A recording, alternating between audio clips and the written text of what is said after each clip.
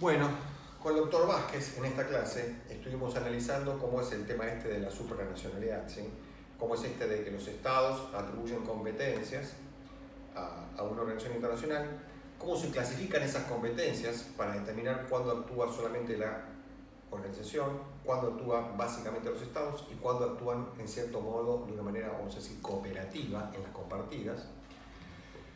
Y ahora lo que vamos a analizar precisamente es, bueno, una vez que esas competencias fueron atribuidas, ¿sí?, a la organización, cuáles son las instituciones encargadas de gestionarlas, ¿sí? Nosotros dijimos que lo que se atribuyen básicamente son competencias que antes eran ejecutivas, judiciales o legislativas de los estados. Bueno, ahora ese paquete de competencias es transferido a una organización internacional. Entonces hay que ver quién se va a encargar de las judiciales, de las ejecutivas y de las legislativas, ¿sí?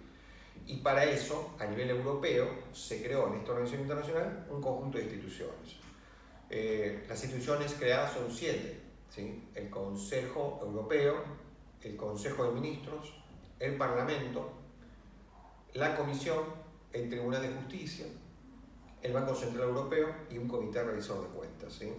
El Banco Central Europeo se encarga básicamente de la gestión de la moneda común y el comité revisor de cuentas es como una especie de sindicatura, ¿sí? un órgano de auditoría interna. Nosotros vamos a enfocar en nosotros 5. Y en esta parte de la clase, concretamente, nos vamos a enfocar en el Consejo Europeo y en la Comisión, ¿sí? Pues bien, Consejo Europeo. El Consejo Europeo es un órgano que está integrado fundamentalmente por jefes de Estado y jefes de gobierno. Y es un órgano que no adopta normas, no es un órgano normativo, ¿sí? Es un órgano básicamente político. ¿Por qué digo político? Porque es el órgano en el cual se van a reunir los jefes de Estado 1, 2 veces por año, más tal vez, si surgen situaciones como por ejemplo la actual, ¿sí? Por ejemplo hace poquitito tuvieron una especie, digamos, de reunión de jefes de Estado virtual donde por vía Skype debatían entre ellos para ver qué decisiones adoptaban, qué políticas adoptaban frente a la pandemia del coronavirus, ¿sí? Pero bueno, estamos en una situación excepcional. Por lo general, ante otro tipo de crisis, o a veces de manera ya rutinaria, según lo tienen establecidos los tratados, cada 6 meses, se juntan para analizar cómo está evolucionando el proceso, dónde están las dificultades, precisamente para tratar de llegar a acuerdos políticos que luego sirvan para destrabar los bloqueos que existen a nivel institucional, ¿sí? Por ejemplo, si una determinada cuestión está con un cierto enfrentamiento entre estados, si los estados no pueden adoptar una norma sobre esa cuestión, bueno, los jefes de Estado tratarán de llegar a acuerdos políticos, ¿sí?, para precisamente desbloquear esa situación que se da en las instituciones. Sirve para esto, sirve para ver, como les dije, cómo va evolucionando la marcha del proceso, y también sirve a veces para empezar a establecer las grandes políticas estratégicas, ¿sí? Cuando se llega a un determinado objetivo, muchas veces los estados dicen, bueno, avancemos al siguiente, y para eso lo que hacen es precisamente decir, bueno, convoquemos a una conferencia intergubernamental donde nuestros diplomáticos van a sentarse a negociar la modificación de los tratados, ¿sí? Yo les expliqué en su momento cuál era la dinámica, ¿sí? Los tratados se van modificando permanentemente para avanzar en objetivos, para modificar las instituciones, y bueno, la decisión de avanzar en esa modificación, por lo general, es de los jefes de Estado que se reúnen en el Consejo Europeo.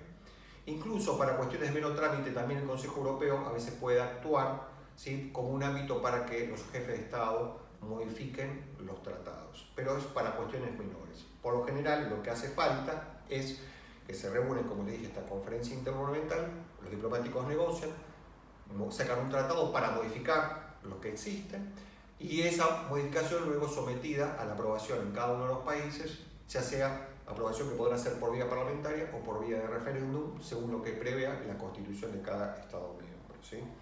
Así que esa es la función de este Consejo Europeo, ¿sí? Lugar básicamente donde se adoptan decisiones políticas, ¿sí?, para destrabar situaciones de bloqueo o para avanzar con nuevas políticas estratégicas, ¿sí?, para seguir profundizando la integración, para seguir impulsando la dinámica de este proceso, ¿sí? Ese es un consejo, el Consejo Europeo. No lo confundan con el Consejo de Ministros que se van a ver en la próxima clase. Luego tenemos la Comisión. Yo les dije entonces que se atribuían competencias que pueden ser ejecutivas, legislativas y judiciales, que antes eran nacionales y ahora algunas de ellas, ¿sí?, las que se atribuyen, pasan a ser ejercidas a nivel supranacional en esta organización internacional llamada Unión Europea. Pues bien, las competencias ejecutivas van a ser fundamentalmente ejercidas por una institución, y es la institución de la Unión, la Comisión Europea, la Comisión, ¿sí?, que es un órgano que está integrado por unos señores que se llaman comisarios, que no pueden recibir instrucciones de nadie, ¿sí? Son personas donde cada Estado miembro propone un comisario. Se forma así una especie, digamos, un colectivo, ahora integrado por 27 personas, un presidente y el resto de los comisarios.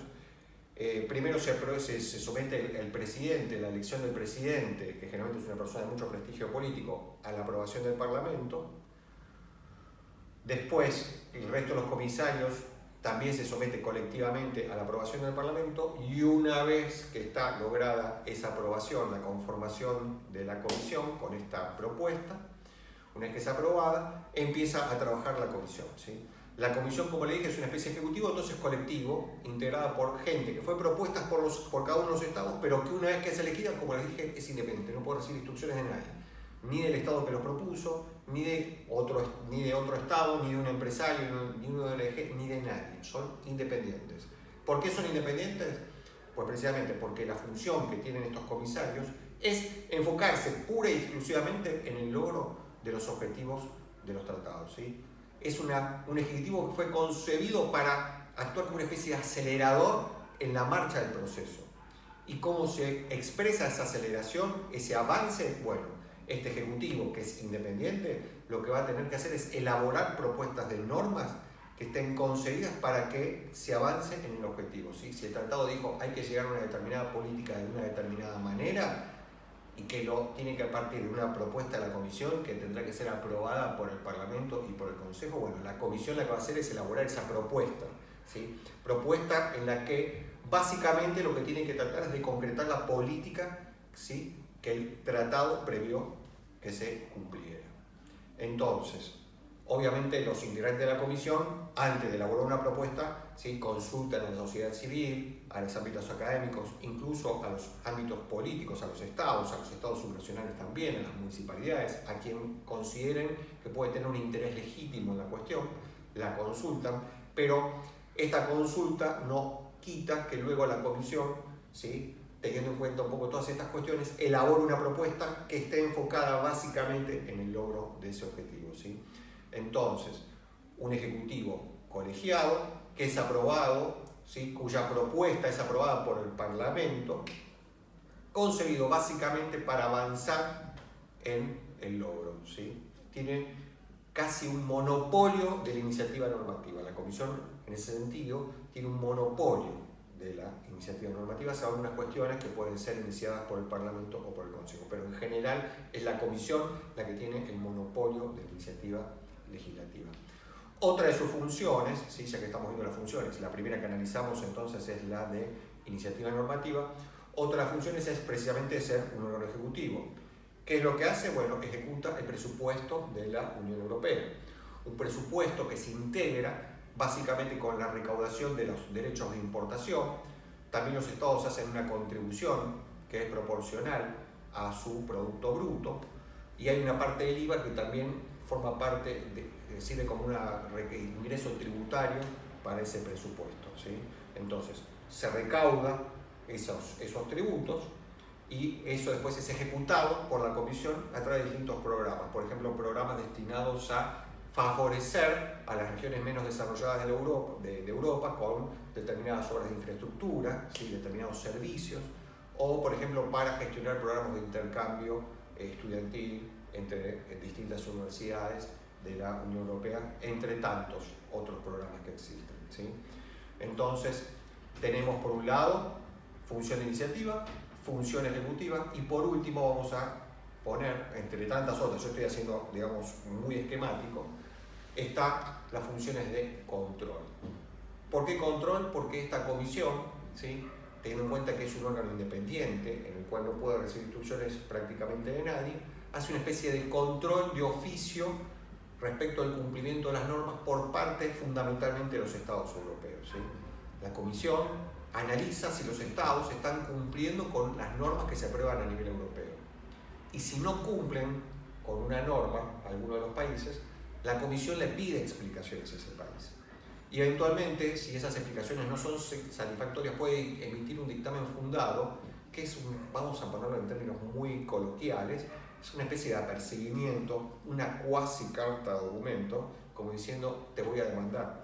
Y si el Estado no modifica esa norma que está en contra de la norma europea, esa norma nacional que está en contra de la norma europea, bueno, la Comisión va precisamente a demandar judicialmente en los tribunales europeos al Estado incumplidor, ¿sí? Entonces vean qué poder se le dio a esta comisión, ¿sí? Elaborar la propuesta de norma y eventualmente, si una vez aprobada esa norma por otras instituciones no es cumplida por un Estado, demandar al Estado incumplidor, ¿sí? Y vean ustedes también el detalle que son estas dos funciones muy importantes que se le dan a un órgano independiente. Quiero que esto lo retengamos, sobre todo cuando al final analicemos un poquitito cuál es el proceso, ¿sí? Cuál es la dinámica que existe en el tema del proceso de toma de decisiones de la Unión Europea, cómo interactúan los distintos intereses. ¿Por qué? ¿Por qué estoy diciendo cómo interactúan los distintos intereses? Porque cada una de las instituciones que son creadas en la Unión Europea responden básicamente a defender un determinado interés. En este caso, el interés que se va a defender es el interés de la Unión Europea en el sentido de que se puedan concretar sus objetivos, ¿sí? Otras instituciones se encargarán de defender otros intereses. Por ejemplo, en el Consejo de Ministros, los estados, cuando adopten normas, van a tener en cuenta el interés de los estados que representan. Y en el Parlamento, cuando actúen adoptando normas junto con el Consejo de Ministros, tendrán en cuenta el interés de los ciudadanos, ¿sí? Pero no perdamos de vista que la propuesta empieza siempre desde el interés de la Unión Europea, ¿sí? Es aprieto el acelerador, allá está el norte, esta es la propuesta. Después, a la hora de que se adopten las normas, empezarán los frenos, un poco el contrapeso, los matices, el tamiz, ¿sí? Para ver si esta norma no está yendo demasiado rápido o si no está afectando a determinada gente y por eso van a interactuar los otros intereses. Pero el acelerador empieza desde una institución independiente que tiene en cuenta el interés general de la Unión Europea, ¿sí?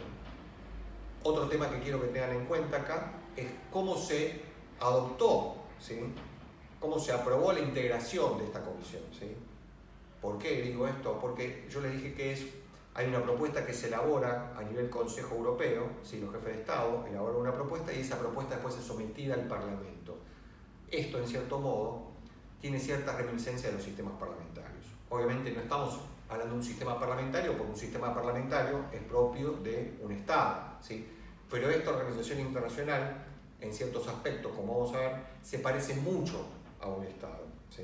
Se parece mucho, ¿por qué? Y bueno, porque la forma que tienen para elegir un ejecutivo está inspirada en los sistemas parlamentarios que, como todos sabemos, predominan en la cultura política europea, ¿sí? Entonces, quiero que tengamos en cuenta esa cuestión también, ¿sí? Que es independiente, que está inspirado su conformación en los sistemas parlamentarios de gobierno, como también eventualmente existe la posibilidad de que el Parlamento emite una moción de censura para que caiga toda la comisión, ¿sí? Cuando no está satisfaciendo políticamente los objetivos que se le encomendaron en su momento. Entonces, así como está inspirado en el sistema parlamentario su conformación, también la moción de censura es otro típico instrumento, ¿sí? De los sistemas parlamentarios para acercar gobiernos. Entonces, tengamos en cuenta que no es un sistema parlamentario porque no es un Estado, sino es una organización internacional, pero noten ustedes que es una institución una organización que sus instituciones copian o están muy inspiradas en formas de gestión que son propias de los Estados, ¿sí? Así que bueno, por ahora esta clase llega hasta acá. Nos vemos en las próximas.